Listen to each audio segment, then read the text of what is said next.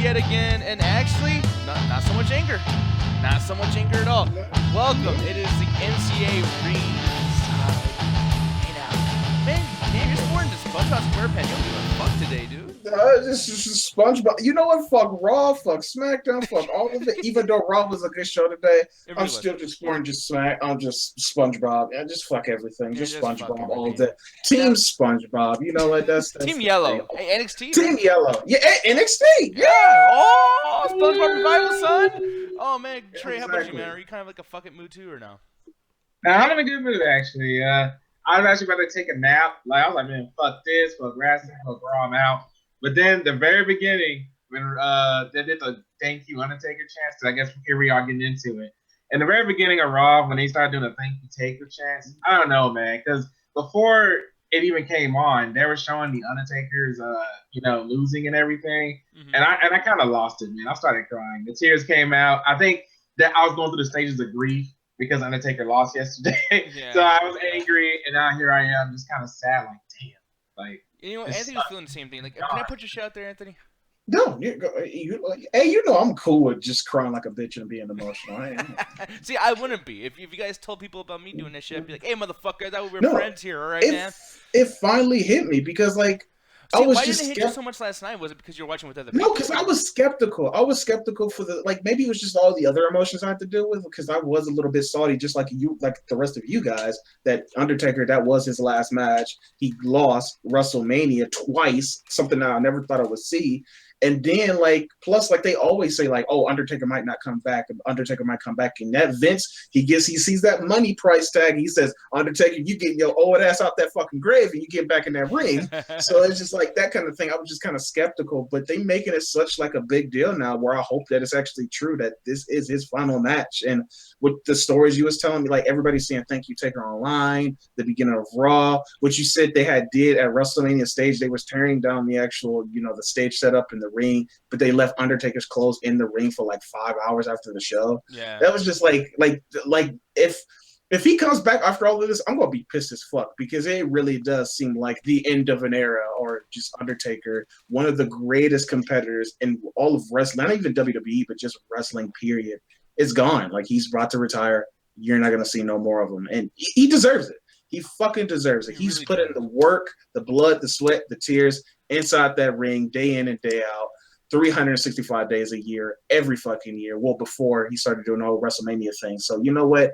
I just want to have this opportunity to say thank you, Undertaker, for all the entertainment that you've given all of us. It's amazing how one person, Mark, what is his name? Mark Calloway? Mark Calloway, yeah. Mark Calloway has impacted so many of us as young children and even as adults now. And it's just, holy shit. Ever since his debut, he was something special. So again, thank you, Taker. Yeah, and the thing is, too, is, I don't really get emotional over certain things, especially with wrestling, because I'm just like, every time someone goes, it's like, okay, he'll be back in 3 months when you run out of money. It's okay. I'll see you in a Arena Center fucking commercial or something like Hulk Hogan. No matter what, I'll see you somewhere. But Undertaker's one of those guys where I think that he has been trying to quit, and it's like that WrestleMania paycheck, and then the fact that, everyone's always waiting for that. I honestly, and I'm not trying to say this to make it seem like, oh, Undertaker was such a great guy now that he's gone forever, but it's like, I think he really did give a fuck about the fans. I think he only came back because he knew that the fans were dressed up as the Undertaker, had the Undertaker gear on, and everyone was like, dude, I want to go there to see fucking my nostalgia just reign supreme in the ring. And that's why he kept coming back. I don't think he ever really did come back from money. It was always... I think he always wanted to lose, too, and they never let him lose because of the streak. I remember back in the day, too, and Trey, tell me if you've heard of this, too, but he did a interview with Michael Landsberg, the guy who does the off-the-record shows in Canada, and Mark Calloway, completely off character, it was 2003, he even said, the only person I want to beat me is Kurt Angle, and it's like, I'll never be like a Ric Flair or something and do this shit when I feel like I shouldn't be here anymore. I'm going to leave when it's time to actually leave, and I want to lose to somebody who's very, very credible. And with that being said, he's mentioned he wanted Kurt Angle to beat him. He's had Brock Lesnar beat him. But I just don't get why Roman Reigns was chosen for this. Do you guys feel like Undertaker was cool with this? I'm going to start with you, Trey. Do you feel like Undertaker was okay with Roman Reigns beating him, or? Well, from what I read, actually last night, after everything, after I finally went to bed, came to my room after throwing everything against the wall, Taker actually wanted his match to be against John Cena. but WWE denied his request for it to be John Cena because they thought storyline wise it wouldn't make sense. So they decided to give it to Roman Reigns because they were thinking about the future of things in terms of pushing Roman Reigns. As in, with Roman Reigns running, they want him to be that guy, as Anthony, as you've been saying all last night, that he's going to be that guy. And that was WWE's thinking. Let it be John Cena because John Cena's already established. Yeah, so the biggest thing too is future. So Roman Reigns. And that's the biggest thing too. I know that this was a huge match that people probably really, really wanted to see, but at the same time, it would have been predictable as well. Like the Roman Reigns thing was predictable, but it got a different reaction out of me. Like John Cena winning would have been like, yeah, this has been going on since 2004. If Roman Reigns wins, which he did, it was like, you know what, this is the current state that we live in with wrestling. It's just, and it is the future because John Cena ain't gonna be here for very long either. And I think it was a good timing to not do Undertaker versus John Cena. But, you know, Anthony's catchphrase, solutions! Like, if this is Undertaker's last match, no matter what, who would you have guys put in that particular position? Like, who would you want to be Undertaker's last match and defeat him? I would have just let it, like, because I remember reading also, he originally wanted the end of an era to be the final match he wanted in general. I would have just stopped it then. I would have never brought it back. Well, no, we all would have stopped it a long time ago. But I'm saying, like, if you had no choice but to stop it this year. And, like, with the current roster. Like, who in the current roster, no matter what, you have no choice, he's going to end this year, who would you choose? Braun. There ain't nobody, really. I'd say, like, Braun, maybe. Like, if you like talking about the future of WWE, I guess Braun is probably, like, another one that you can choose, but nobody else really. Like, Roman not even is up there to do it. And I guess, like, just even now with Roman Reigns beating Undertaker at WrestleMania, you do feel like that extraness on him already because he's beat Undertaker. Like, even granted that the streak has already been broken, Brock Lesnar, you still feel like Roman Reigns has that extra essence about him now just because of that thing, and maybe it has a little bit more extra oomph to it because this is Undertaker's final match and all the thank you takers and all the other stuff and stuff like that. So yeah, maybe, I don't know, maybe WWE was playing it smart. Like we will only, time will tell if this was a smart move or not on WWE's part because that's like they said, they're looking forward to the future. So yeah, and by the way, like with you saying that, like this maybe was a smart move. Like, dude, what they did with this fucking thing here, like I hate the crowd and like they're fucking stupid still. I'm not gonna take anything back that I said, but this was the perfect time for the crowd to be that after WrestleMania crowd.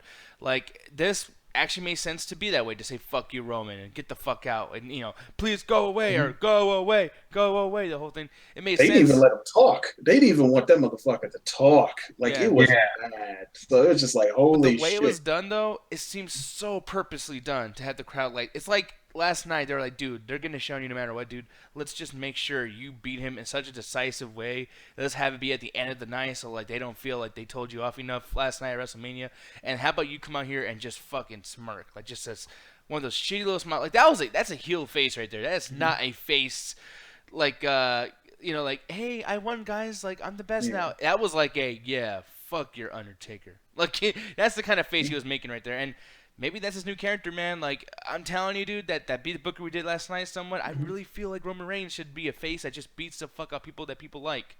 But I don't know. What do you think, man? Like, how'd you like the promo or No, I really love the promo. I really like the approach. And it was mostly the crowd that made that promo more than actual Roman Reigns. But Roman Reigns, all he pretty much had to do is they know that Roman Reigns is not a good talker. So they use just his facial expressions and the stuff that he actually is quote unquote good at to actually do a good promo that was very simplistic, but it still got the message across. And he still, like, all he just said was, this yard is mine now, which kind of goes into Paul Heyman's promo later on in the night that we'll probably get into. But yeah, it was just really simplistic and stuff like that. And it was kind of like a mix of emotions. Like the thrill ride continued because you got the show starting off with Thank You Taker. And that shit went on for a long ass time too. The whole Thank You Taker chants. And then it just switches to whole, Roman Reigns, fuck you, go somewhere, shut the fuck up. Yeah, he wasn't even talking. It was great. Like, shut the fuck. He's like, not even talking. Which is kind of funny too, because we also get to this later on in the night. But when Vince McMahon even came out, they was like, okay, we gonna let you fucking know, Vince McMahon. Roman Reigns sucks. Stop it. Stop it. But see, they let him know that he's doing the right thing. It's working, yeah. Yeah, So and that's the thing that pisses me off is that those fans are stupid. They hate him so much. And dude, this is not like them trying to have fun like when they do with John Cena. This wasn't like a thing where it's like, hey, let's just all like jump on the bandwagon and have fun. That was legitimate fucking rage from the fans. Yeah. And you guys are just making it worse on yourselves because giving him that reaction, dude, fucking, we're gonna see him a lot more now. I'm telling you, dude, like, it would make sense for him to be the champion by next month.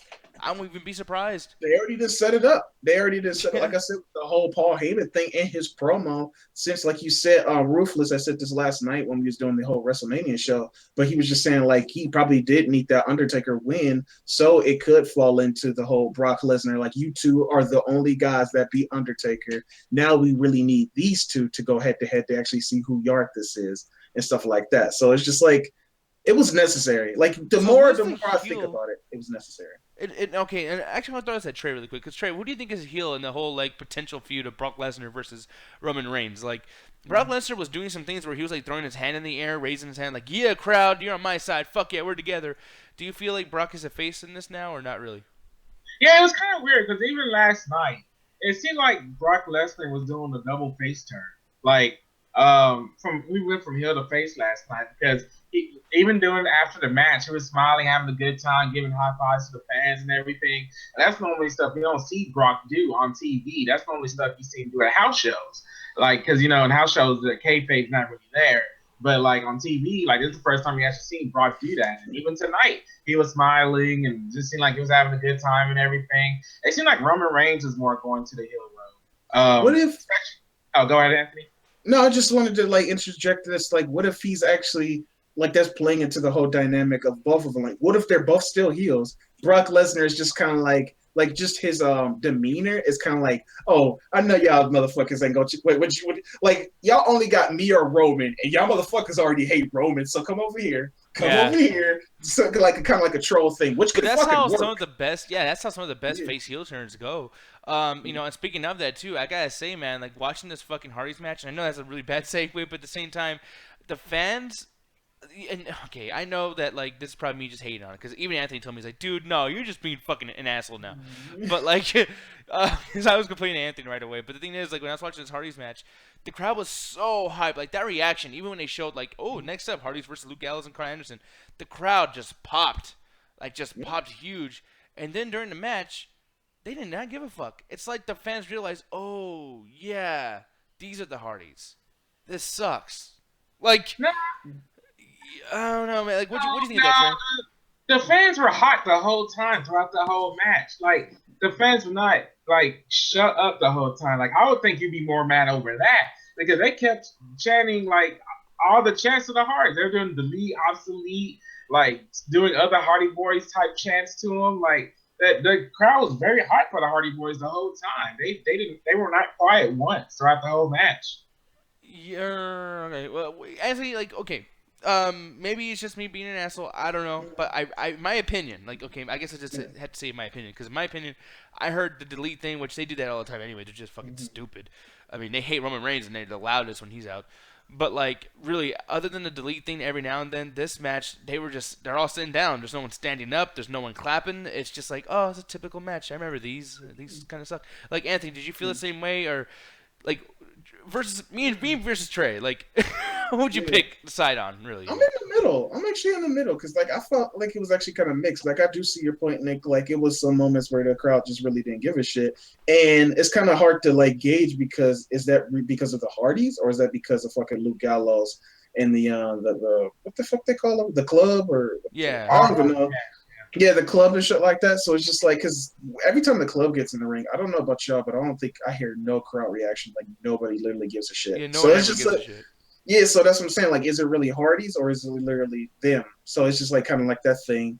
Plus, like on the other side with Trey Side, yeah, Matt Hardy, them even being in the tag team division gets the crowd a little bit amped up because, like, holy shit, something different. Because if the Hardy Boys wasn't here, you know what this match would have been? It would have been Cesaro versus the club again. Like, we've been seeing numerous fucking times. Yeah. So it's just like, it's variety. Maybe they're not popping because, like, the Hardy Boys, like, they probably are, but they probably more popping for variety and just other new stuff. Like, which was kind of like the theme of tonight's night. It was a lot of things that just switched it up to the point where it's just like, oh shit, something different, something new. So that's actually kind of cool.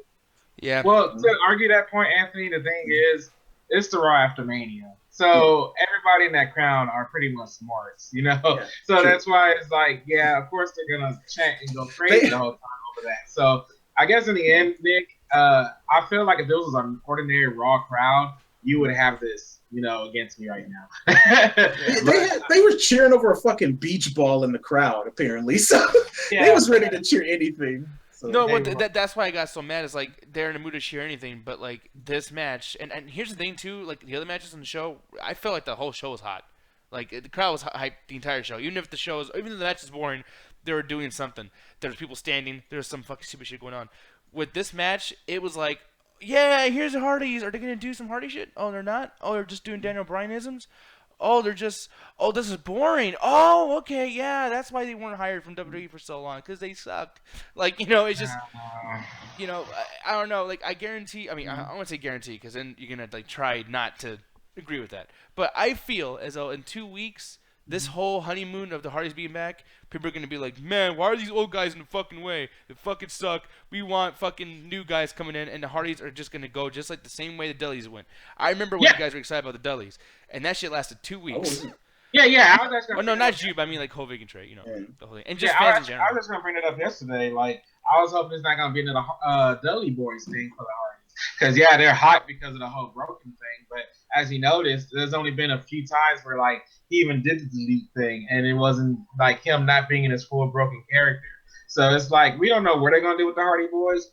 Me, personally, I'm hoping for a singles run. Like, I'm hoping this tag team thing doesn't work that well, and they actually do get the singles run that, Jeff and Matt started off before they left the company. So that's what I'm hoping for. But to that point with the crowd, Nick, I thought they did that more on the women's match than the Hardys match. But like I said, doing the Hardys match, it's like they did not sit down once. Like they just kept chanting and everything. But for the women's match, I feel like they weren't really even into that match. Yeah, I mean, I don't know. This match was weird too because they tried to force a whole Emma thing on us. Like we finally got Emma coming into the ring, and she was doing the exact same boring shit that she was doing before she fucking left. And it makes it so frustrating that, like, dude, we waited this long. You couldn't, like, at least be, like, face Emma or change your look a little bit or be in better shape. You know what? Like, you say that, like, oh, my God. I mean, it's like a damned if you do. Like you said, like, if they would have went with face Emma, I really think WWE would have made us get this shit again. I love that.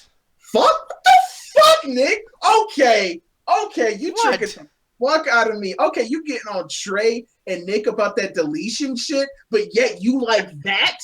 Fuck you, dude. No! Dude, that's literally an entrance. Do you see promos with that? Do you see promos with that? Yes, it's fucking stupid. I never seen a promo with that. No, she always does promo. Like, she was doing that shit with Santina Marella in the backstage, always doing that shit. It was kind of like that TNA shit. Like, actually, that shit. When they was doing that shit. Yeah, oh god. Like that's what it reminds me of. It's no different from that shit. So like, come on, Nick. You give Trey so much shit about that compound shit and the deletion shit, and yet. Okay, but dude, if I get mad at the Emma thing, I need to get mad at everybody. Why does Brock Lesnar jump back and forth like a fucking monkey on the top of the fucking ramp? Why does Bill Goldberg kick and he can't even do it? Like the whole thing. But it's like that. I mean, entrance is different than like a whole fucking like, dude. The Final Deletion was a pay-per-view. Like, you cannot compare the two. I cannot imagine me seeing Emma do that fucking weird thing that she does for longer than 5 minutes. There's no way. If she does that, doesn't that kind of destroy the whole character? Because, like, it kind of goes back to what you said about the whole sexy Kurt. You can't take him seriously. If I see somebody doing like this shit, I can't take him seriously. It's kind of like the Bailey issue, right? Like, it's the exact same shit. Yeah, but, like, yeah, we agree on that. Like, yeah. I mean, like, I don't mind. Like, I mean, she's a female, so it's like Bailey is our champion right now, and I take her seriously, but I take her seriously only because of the fact that, like, yeah, she's cutesy and she is a girl and she plays the underdog. Like, honestly, I can still take John Cena seriously when he does silly shit because it's John Cena. for some reason, because he's John Cena, he can get away with it. Same with somebody like Triple H. Triple H can make a joke or show his ass crack, and it's like it's silly, and he does stuff with Hornswoggle and silly, but it's Triple H. He's the fucking game. Well, they get aggressive. They get aggressive at certain points. Like, granted, John Cena does the silly shit, but like not even like 2 days ago, he did that promo with The Miz and Maurice. He was dead fucking serious. Like, he was getting mad, and he shows you that ruthless aggression that he fucking started sometimes. So it's just like, Emma, when she was doing that shit, you really didn't get a sense of aggressiveness. So that's why I said I would rather this Eva Emma thing. Granted, it is more the same old, but I still take her more as a character though. If she does this, especially considering the end of the match, how it concluded with the faces winning and then the heels almost getting into it. Like Emma fucking like about to hit Charlotte and Charlotte fighting Nia Jax and all that shit. Like sometimes I actually want the heels to actually be heels and fight the other heels. So that's what I'm saying. Like it added that whole little dynamic. And plus we already got enough faces divas as it is anyway. Like we need more like the funny thing about it is what we need. Yeah, maybe neutral. Maybe we need her to be neutral or something like that. Which is kind of like what Natalia is, but I don't even know. So, now the big thing I want to bring up really quick too, because I don't want to stay on that too much. Maybe you guys can bring up some other stuff at the very end of the show when you guys do your ratings, because this is the main thing I really want to talk about. The revival coming to fucking WWE Raw. I feel like they're already fucking this up within one night. Like in what sense? In the sense of like already they're injuring the New Day, and they injured them in the way where it just didn't make sense. Like I don't know who won the match technically. Like it was such a mess. It goes back to the whole thing. Solutions. Who else would you have picked if New Day couldn't take the pin? Well, no. Well, I won't even like. What I've done is have New Day do the joke just like how they did in the beginning here, but not have a match. Have Revival come out and say, "Hey, now we're here, motherfucker," and then they come out, and then Enzo and Cass come out, do the SAWFT soft thing.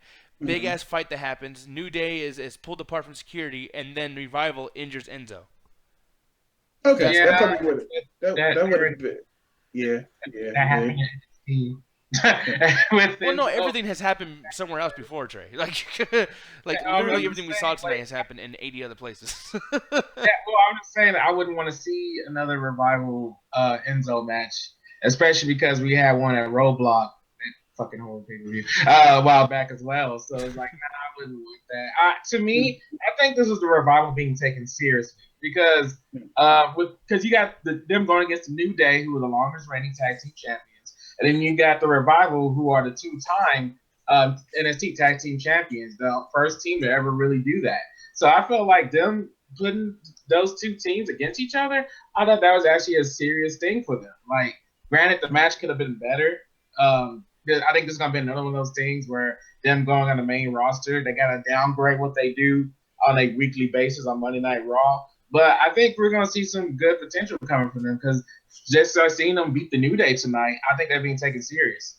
Yeah. True, it was just weird. Like, Nick, I will meet you halfway. Like, I do see what you're saying about the whole New Day. Like, how do you, like, we see other tag teams struggle with the New Day because it's 3 against 2. And they always battle with the numbers and stuff like that when the Revival actually just took out 3 guys, like, with no problem. Granted, it is the Revival, and we do know them from NXT, and they're a really good tag team. But that was just a little odd to me that they, out of everybody else, these were the only guys that didn't have a problem with it or an issue. Like, laid out all 3 guys. Like, they were all, like you actually seen Xavier Woods, Big E, just laid out on the floor, and then they did what they did to Kofi Kingston. I'm just like, okay, that's a little bit odd. They're already John Cena-ing these guys up, or Roman Reigns-ing them up. Or it's like in one night you guys beat up 3 fucking super great guys in a tag team.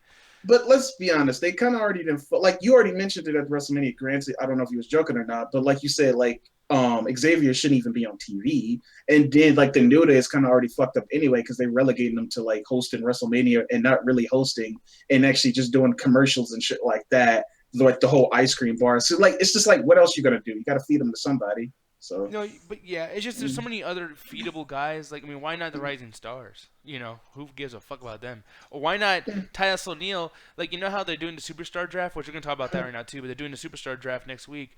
Why not them injure Titus O'Neil and then Titus O'Neil comes back to SmackDown in a fucking like random like holy shit he's back, but you know he's a completely new character. Everything that he did before doesn't matter because he's on a different roster.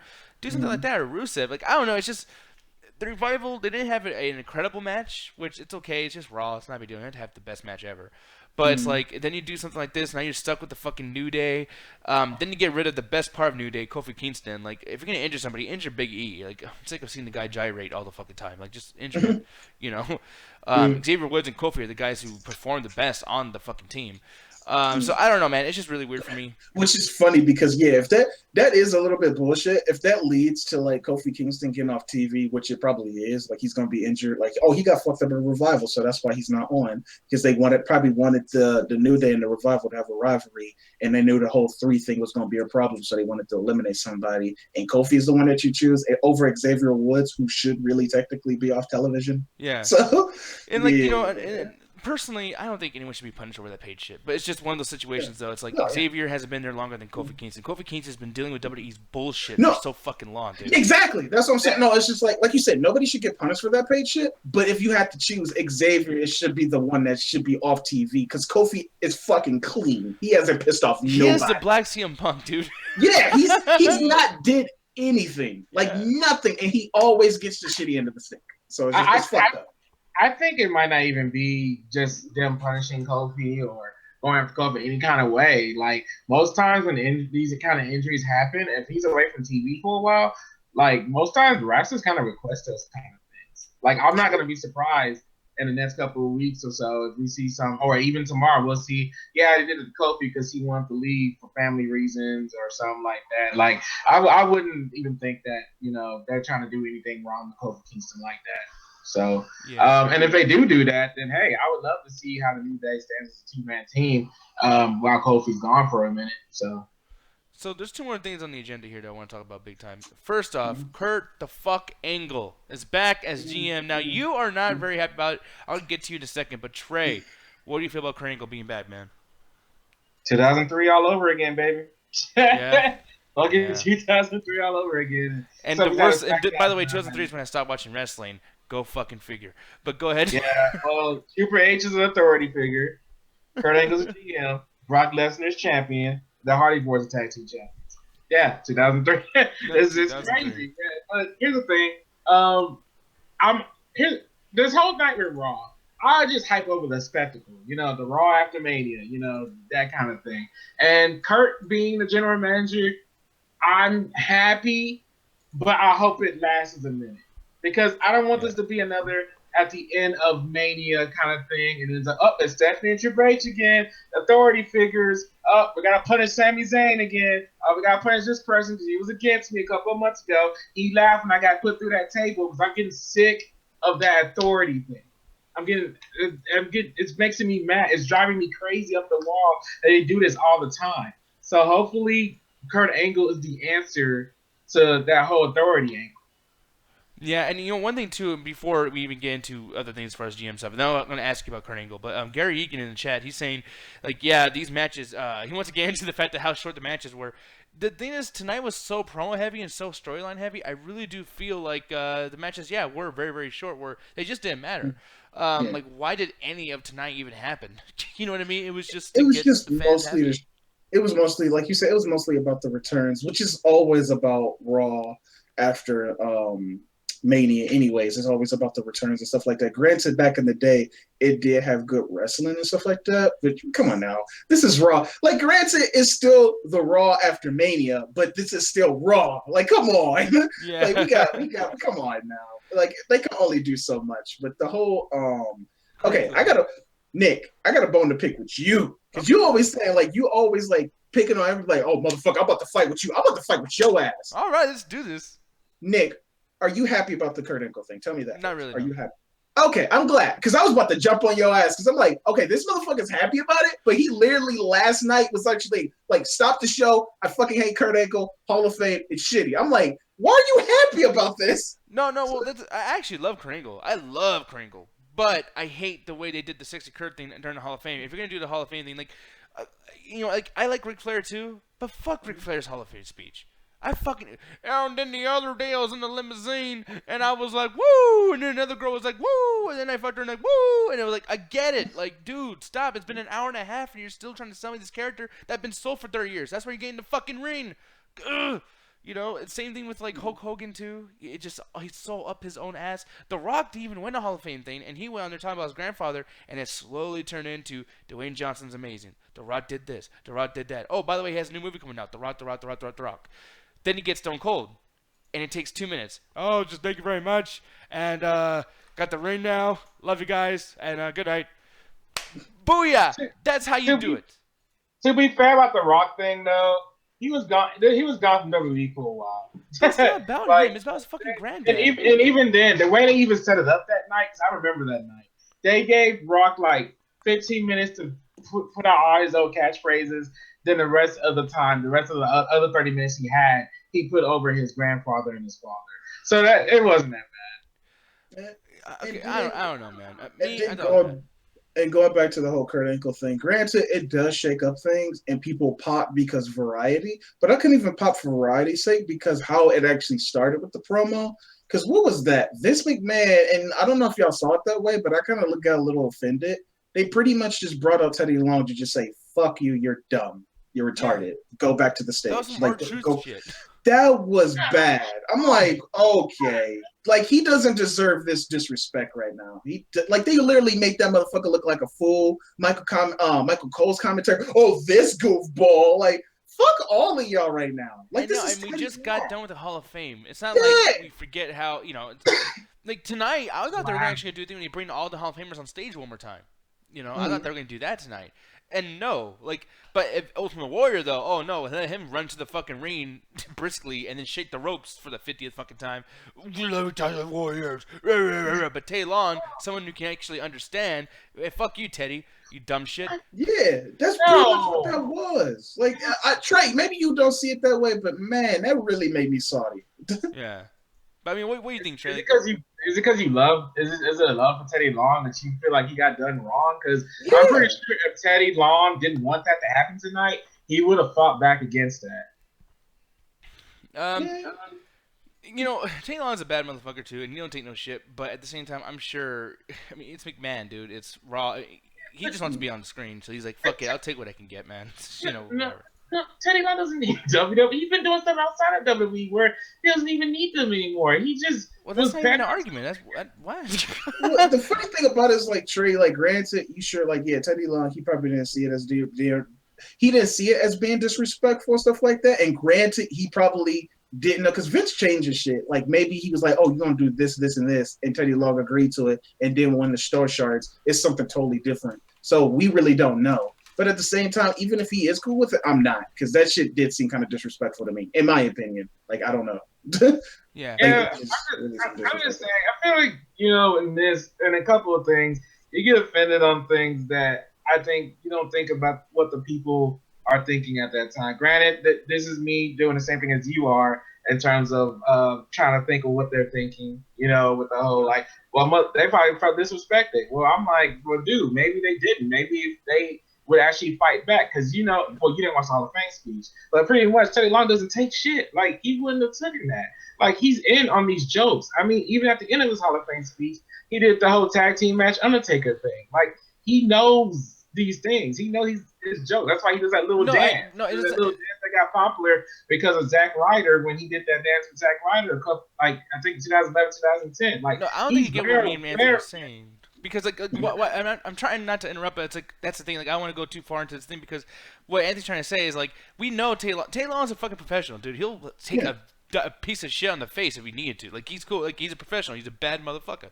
But the thing is, it's not about what Tay Long can take or what kind of person he is. It's about what kind of person Vince McMahon is and those writers, and they felt like they should do that. Like, you can't make that joke in a different way. I mean, and here's the thing too. Like, it's like, oh, there's no way that he did that. Jim Ross don't take no shit either. But once again, Jim Ross will be out there doing these breakdancing like contests, and then the colon fucking cancer jokes. Like, the guy had colon cancer, and they're making jokes because Vince likes to bully motherfuckers. And it's like, yeah, if you have an interview with Jim Ross, oh, it's just a job, I just deal with it. And then after he gets fired, actually, no, that was some bullshit. I hated that fucking shit. I hate Vince McMahon. They had to be professional though. They're under contract, so it's like, it's not a Tay Long thing. It's not that he's hurt. We're not saying he's hurt. We're not saying that, whatever. He can take a joke. But the fact that the joke is even there is bullshit. You know what I mean? Like, yeah. I mean, I don't know. Yeah, and maybe we just need to lighten up. Like Trey, I do see your point. Maybe we do need to lighten up. Like if Teddy Long is cool with it, then we should be cool with it. But like I said, like yeah, it's just like it was just how they did it. Like how Vince McMahon has said, cut the music," and just Michael Cole. Maybe it just really got under my skin. That it's just like cut the music and Michael Cole. Oh, this goofball. Just like what the fuck? Like what is happening right now? And I think that they actually was trolling towards the crowd. Like I could be reading way too much into it. But as soon as he said, "Oh yeah, the person that's actually going to be in the new GM of Raw was actually in the Hall of Fame," and I bet you everybody in the crowd thought it was going to be Teddy Long because it just makes sense. And then Vince McMahon just like Teddy Long to come out just to pretty much be like, "Oh no, it's not going to be your dumbass." Like I don't know, we could be looking way too much into this, but I don't know. I think we're gonna have to agree to disagree. Yeah. And I mean, and it's cool. I mean, I like having another side of that. That spectrum, but it's like, I mean, like, I take things a little too seriously because it's just like, I don't know, Raw, especially Raw after WrestleMania, dude. Everyone's watching, and especially after 2 days ago, Teddy Long was the best part of the Hall of Fame, and it's like, man, they made sure to kind of make him look a little not so great, and then Kurt Angle comes out and it's like, yay, Kurt Angle, and to be honest, dude, like. Look, I love Kurt Angle as a wrestler, but as a promo guy and as a interesting authority figure, I'm not buying. Every time he's an authority figure, he loses that shit right away on TNA and WWE because he sucks being that guy. He's not a good promo dude to be holding in all this like, hey, have me on 5 segments a show, etc. I mean, although that one segment that he did, because it actually made me click in, because his joke actually made me get another joke with the whole let me spell it out for you. I thought that shit was a legit acronym. I thought it stood for something. I thought it was just, but apparently it's just soft. And then when Kurt Angle actually had said, I didn't know. I did not know. I thought it was a legit acronym for something. And then when Kurt Angle said, "That's not how you spell soft," and I was like, "Wait, that's what that means?" Oh, wow. I was just like, okay, Kurt Angle gets bonus points for that. Like, that's the only thing that he I like gets. how he's being the street man. He's not trying to be too. Yeah, that was cool. That was cool. Like the whole Enzo and the Cash thing when they was backstage and he was doing his own little spiel. Kurt Angle was just like, yeah, I see. Like it was getting like some laughs out of me. So I will admit that. So. I just hope that's not a thing. Like, I mean, it'd be so obvious, but then again, it is continuity. But I hate the idea of Stephanie McMahon coming back and then it's like, ooh, flirtatious. Kurt Angle, you made out with her that one time. You Triple H. I don't need that bullshit. And then, probably a feud with Triple H versus Kurt Angle where Triple H would obviously fucking win. And plus, why didn't they do a Samoa Joe standoff thing? I think they're really starting to realize Samoa Joe sucks, and they're about to send him back to NXT or something because that dude has no promo time.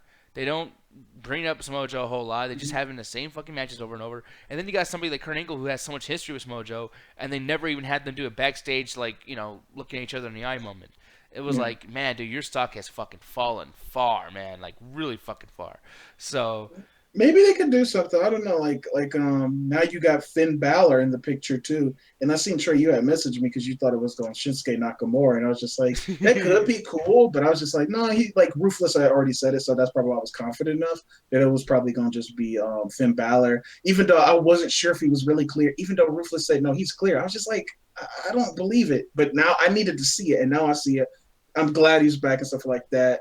Nakamura is probably going to SmackDown, which is probably better because, like, trust me, not Trey. I'm asking you, do you really want to see Nakamura on Raw? I don't want to see him on Raw or SmackDown. Yeah. I'd rather go back to New Japan for wrestling. Me too. True. But yeah, I would rather him to be like, if I had to choose, though, I would rather him be on SmackDown or whatever.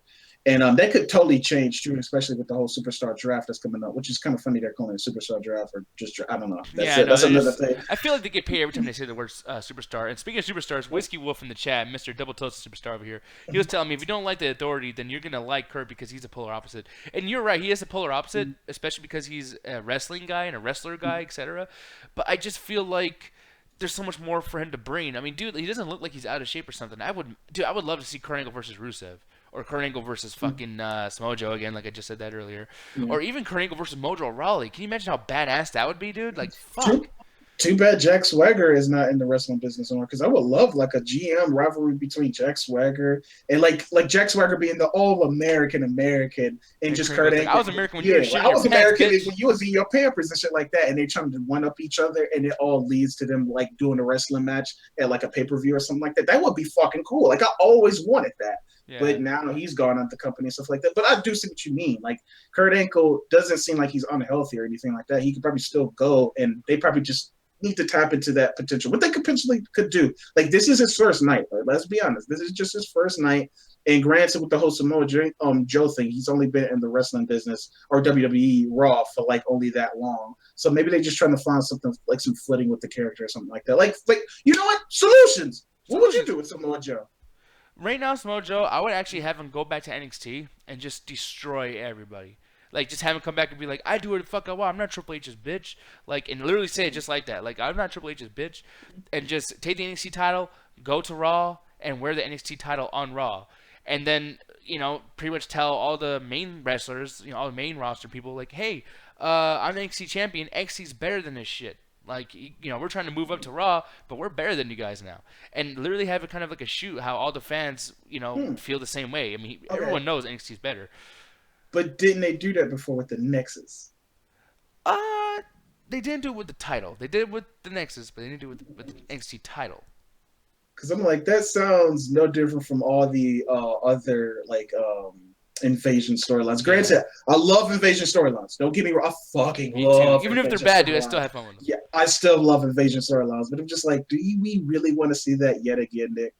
Well, no, because I won't even make it like an invasion storyline. I would make it like Samoa Joe's there because technically he's never retired from NXT. He was still in the feud with Nakamura and Robert Roode, etc. The whole fucking, you know, NXT title thing.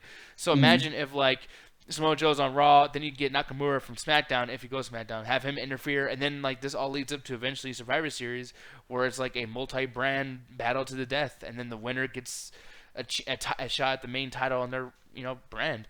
Like, I don't know, I want NXT to be kind of showcased on Raw because it's just so much better. It's just like, honestly, dude, if I was watching this as a fan not doing the podcast, I would only watch NXT from now on. Like, seriously, I swear to God, I'm not even like trying to like make a joke or talk shit. Like, NXT is so fucking much better.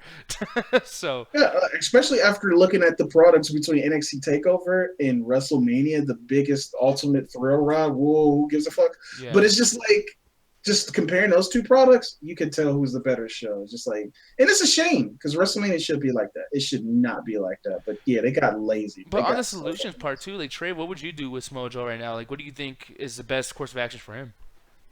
I would make him do what he was doing at NXT before. Attack everybody until he gets what he wants. Granted, that was what Baron Corbin did on SmackDown for a while, but that fell off. But that's something Samoa Joe did right. Samoa Joe did it to the point where he did get what he wanted. And I think he should be doing everything he could to go after the world title. Like, I feel like I would rather see Samoa Joe versus Brock Lesnar than Braun Strowman versus Brock Lesnar or Roman Reigns versus Brock Lesnar. Yeah.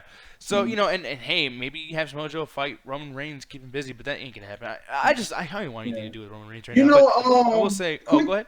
No, quick point before we actually get to our raises. I see you gearing up for that.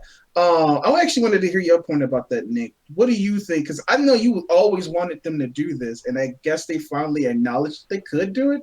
But Braun Strowman and Brock Lesnar, like they had to stare down. They didn't do anything, but they showed you that the possibility is there. Are you happy about it? See, I was always happy about it, and I always wanted that to happen. But this whole thing, like, they're really destroying the stock of Braun Strowman by having him run away from everybody so much. Like, you stare down, oh, I'm a pussy. I mean, dude, he towers over Brock Lesnar. Braun Strowman, I think in real life, could probably beat the fuck out of Brock Lesnar. Maybe. He's so huge. I think he could do it. So why the fuck is he running out of the ring all the time? And it's like, now he's doing it for so many lesser guys. I can understand Big Show, you know, running away from Big Show. He's taller. Or maybe Kane because he's a demon. Or maybe Undertaker for obvious reasons. But why Roman Reigns? Why Brock Lesnar? Why fucking... I think didn't he do that with Sami Zayn once? He walked out of the ring too. I can't remember if he did or didn't. Yeah, but like it's just like Braun Strowman should be. I mean, I remember when me and Hovig were sucking that dude's dick, saying like, "Dude, this is like retro Kane all over again. Like this is what they used to do good with Kane back when we were kids." But you never had Kane after 6 months of destroying people go, I cannot fight. Triple H Okay, is too scary. Like you never had that happen. what would you would have done with this thing without them fighting? Because I don't think they wouldn't have done a fight for obvious reasons. Like Brock Lesnar, he can't I would do shit. say I would actually have Roman Reigns come out. I know it sounds ridiculous, but I would Mhm. literally have Roman Reigns come out, and then Paul Heyman's like, why don't you guys fight together and see who could face us? We're gonna go and celebrate. And Heyman, and Brock Lesnar leave. Roman Reigns comes out, and then they fight, and then have it be kind of like a tie where like no one really beats the other, and then there you go, triangular feud. And I mean Okay. that's a good match to have. Brock Lesnar versus Braun Strowman versus Roman Reigns. You don't have Super Reigns because he could get lucky if Brock Lesnar F5 somebody, then he's out of the ring. You know what I mean? Like it won't look like Yeah. he's so powerful. Another thing too is like the match can be long and not be so boring. Like when Roman Reigns is doing his little nappy nap that he does every fucking match he has, real Mhm. men like Lesnar and Braun Strowman can actually fight and wrestle and earn their paycheck. So, Or just like City, just do German suplexes over and over again. well, it's So called Suplex City, man. It's located in Germany, by the way, because it's German. But yeah, what do you think about that face off, Trey? It was okay. I didn't really care for it, to be honest. I'm gonna be 100% real. It didn't. It was probably my least favorite hype thing. So Yeah. yeah. Oh well shit.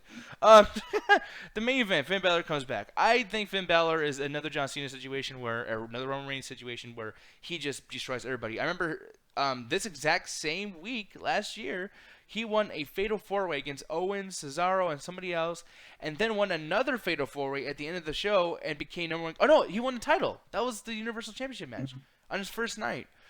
And shit like that. I was always like, dude, like I'm actually kind of curious what they're gonna do with Finn Balor, but this whole like over pushing killed the fuck out of that character in a month. Now, granted, Seth Rollins put him in the fucking hospital and ruined his whole year, so we didn't get more irritated with it.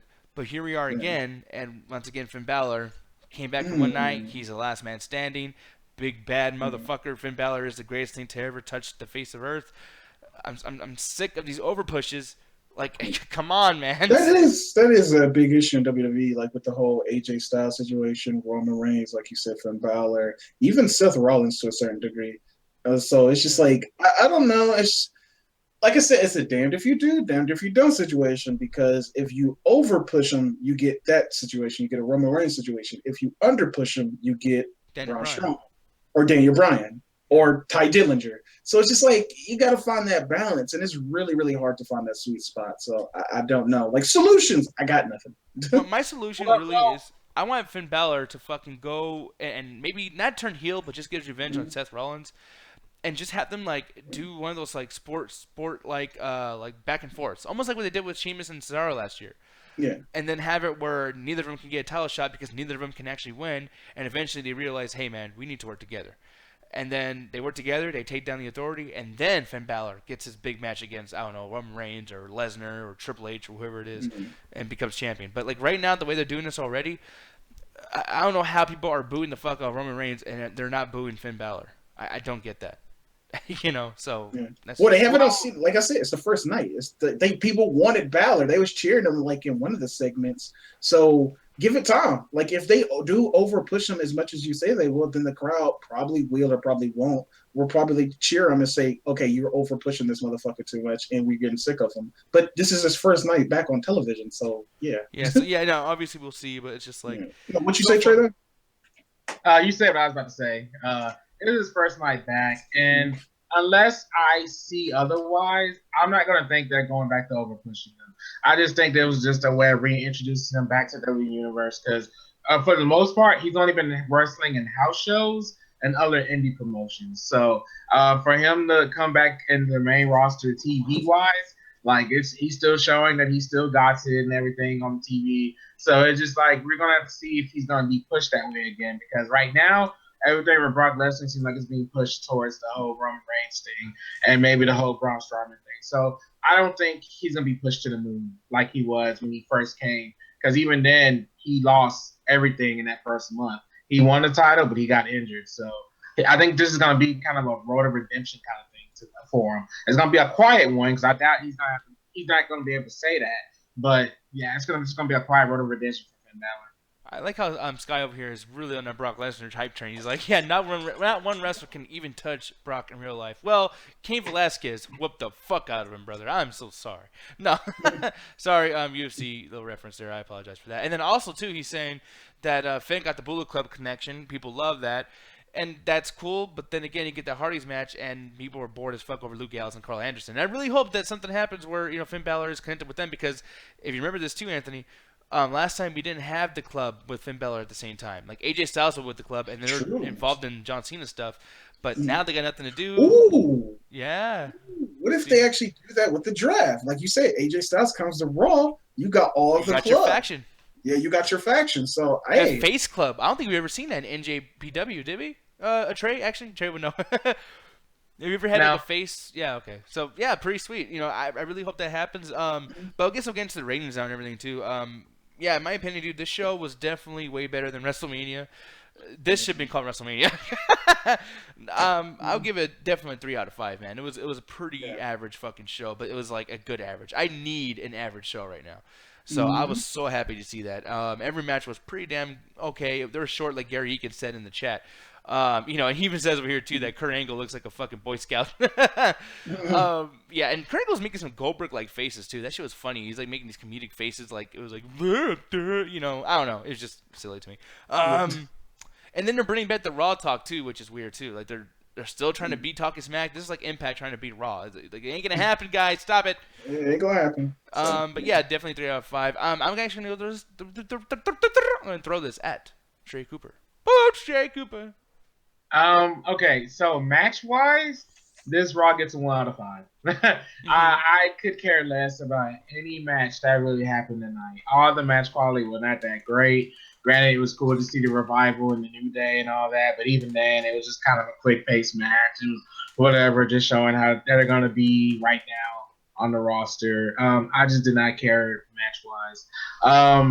Everything that happened on the show, though, I'll give it a 3 out of 5. I was more hyped over the spectacle of the Raw after Mania because, like I said in the beginning of the show, I was gonna go to sleep. I said, "Man, fuck this show."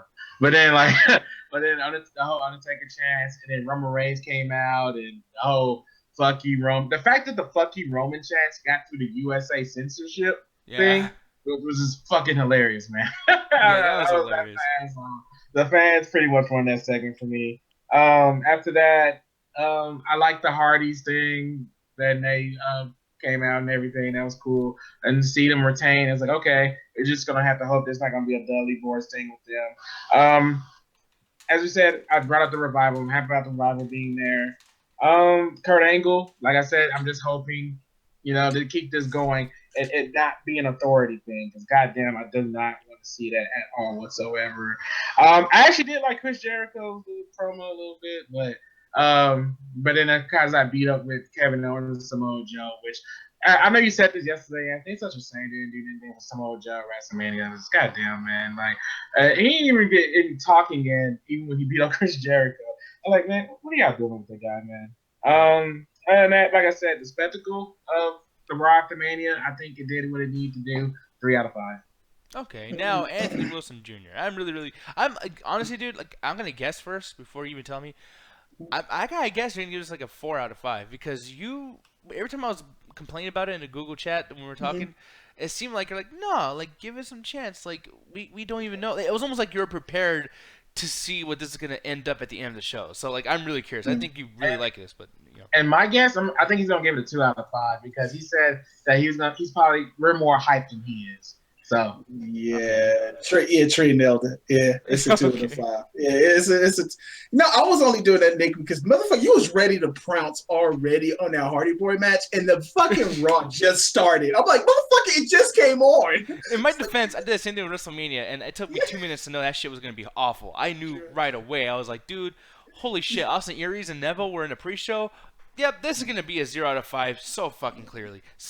Clearly. And you can usually peg the shows by how they pace it out. So, yeah, I don't blame you, but at the same time, I'm just like, give it a minute. But even though with that... And you're right, too. I had to eat my words. I thought this was going to be like a 1 out of 5 show. And you know what? You're right, dude. I ended up liking it. But go ahead. And I wish I liked it like y'all did, but it's kind of funny because it's kind of like this weird juxtaposition because it's just like, granted, we know... like it's kind of like our knowledge is kind of like a curse. Like we know that WrestleMania was going to be shit, and it was shit, but we still felt even madder about it being shit. So this is good, but I'm still kind of mad that it was good because I'm just like, okay, we already knew that these surprises were going to happen. I'm giving it a 2 out of 5 for the future more than the actual product. Like that 1 point, I'm giving it 1 point because that beginning was actually really fucking entertaining. Just with the it really was. That was really fucking entertaining, and just how the open of the show, it was so fucking perfect. Plus, they got Roman Reigns out of the way already because I don't think he popped up on the show at all. Which is great. Give us a little bit so we can just get all the hate out of the way. Boom. Nothing. Like all they did was just do that, and they mentioned them in the promo, in the Brock Lesnar promo. Bravo. That little Roman Reigns. Although that you're seeing that crowd reaction is going to be a double-edged sword because now we're probably going to see more of them just because of that crowd reaction. Yeah. So the crowd alone during this entire show, although that Beach Ball Mania, it made me laugh, but I was just like, Nick is probably hating this right now because this has nothing to do with the match. And Chris Jericho gave it a shout out too, which was kind of funny. But yeah, that crowd, I still give it a point for that. And the second point, I'm just glad that it's more competitors coming in. Granted, we knew this coming back. We knew Finn Balor, Emma and Revival. The Revival. But the Revival was the only one that was a legitimate surprise because I was just like, oh shit, the Revival. It's fucking awesome. Yeah. And at least the match wasn't that great too because you're just like, oh shit, the Revival. Oh, look at this fucking raw ass match. It's fucking down. It was kind of like one of those things. So it's just. And the thing is with the Hardys too, the same thing applies to, and I don't want to argue about it. So if you guys disagree, just tell me, whatever. But like, there's a part where like even the fans are like, "Yeah, the Revival." Oh, but this match. Yeah, it's kind of like that. Yeah, that realization that Revival, but they're on Raw. Yeah, where's DIY? Where's the? Yeah, it kind of sucks, and it's just really sucky because they're not going back to NXT. Like they're on Raw now, and it's just like, God damn it, NXT lost another great fucking tag team. Maybe Heavy Machinery can move up to fill that void that the Revival did, but nobody can replace the Revival. The Revival is the fucking Revival. Come on now. And it was just like, I expected the show to actually be somewhat good, but it didn't impress me. The only thing that was just legitimately like, oh shit, was the Revival, and that even kind of disappointed me in a sense. But I'm just really excited for the future, more competitors, more people in the fold. I'm really curious with this superstar draft, how that's going to shake up things. I'm really, really, really fucking hyped now since just the possibility that we could get the club in WWE, and I'm thinking like when Sanity moves up, the club versus Sanity maybe.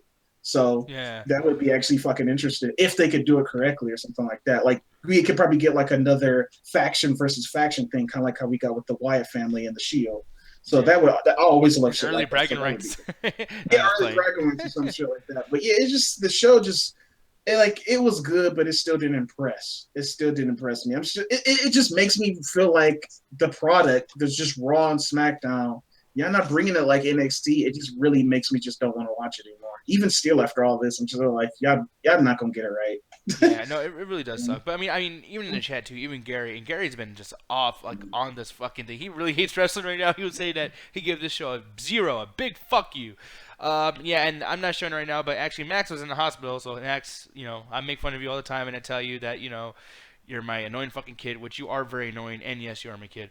But I hope you're feeling better, dude. And he went to the doctor, got something taken out. It was actually got out the hospital. Say what? He got out the hospital. He's actually doing fine now. Yeah. No, like I know, but like he said he missed Raw. He's like, yeah, sue me that I missed because I had some shit going on. But I mean, no, man, like honestly, I thought you went to the hospital because you were watching Raw. Trey actually still has the wristband on from when we went to the fucking hospital after watching WrestleMania last night. So it's like, no. I'm gonna say this: I really like Finn Balor's entrance, granted the character, whatever like that. But I really like the whole. Yeah. I don't know why I like that. I really get a kick out of every time they do that with the crowd and everything like that. It gives this omnipotent presence, I guess, like this godly like figure. But I'm really curious. Like I said, this show got me more curious and more happy about the future rather than what actually happened today on the show. Because I'm just like, man. Yeah, well, we're actually going to get off here, but people, I want to tell you guys right now that usually we would be talking about like the whole superstar shakeup. That's so stupid. I mean, we're going to talk about that right now, but I actually don't even know like how to even approach a situation like that right now. So you know what? We can save it for SmackDown. We save it for tomorrow. Yeah, let's save it for SmackDown because we know. Okay, let's say superstar shakedown, Smack, whatever. We know what draft. Let's be real. Just fucking say draft already. Like, why y'all being like that? Come on, man. No, it reminded me of that fucking character from Mario Party 8, where he's just like, oh yeah, it's time to shake it up. We're on the 5th round of the Mario Party. It's just, hey, stop it. I'm surprised they didn't do that. I'm gonna take you for a ride. Right. But anime night, I gotta mention. Oh yes, quick, anime night, quick and I'm little actually kind of thing. excited for what this is gonna be. Oh yeah, it's actually gonna be anime night. Just real quickly, it's gonna be Studio Ghibli films. We already have the. Oh, I know. Come back. No, but it's gonna be an anime movie, and we got actually 2 things planned. But it's gonna be an anime movie. We're gonna watch one film. You're gonna have to vote on which Studio Ghibli film you want to watch and stuff like that on the poll. I'm probably gonna be putting it on Facebook. Maybe not. I don't know yet. But yeah, we're gonna be voting on Studio Ghibli films. And then once we get done with that anime movie, if you guys stick around for the anime night after hours or whatever, we are going to watch Attack on Titan Season 2, the new episode for you guys. Because I know a lot of anime fans are looking forward to that. They probably already didn't seen it. So if everybody already seen it, we can probably do something else. But I will probably most likely be doing that. Attack on Titan Season 2, we will probably be watching the first episode. And I actually already watched the first episode. It is pretty cool. Yeah, it's like, yeah, look at that getting into animes. Oh, fuck you. No, so people, there's only one thing left to say, man. Yeah, what was that? 2, 3. WrestleMania! WrestleMania sucks. Fuck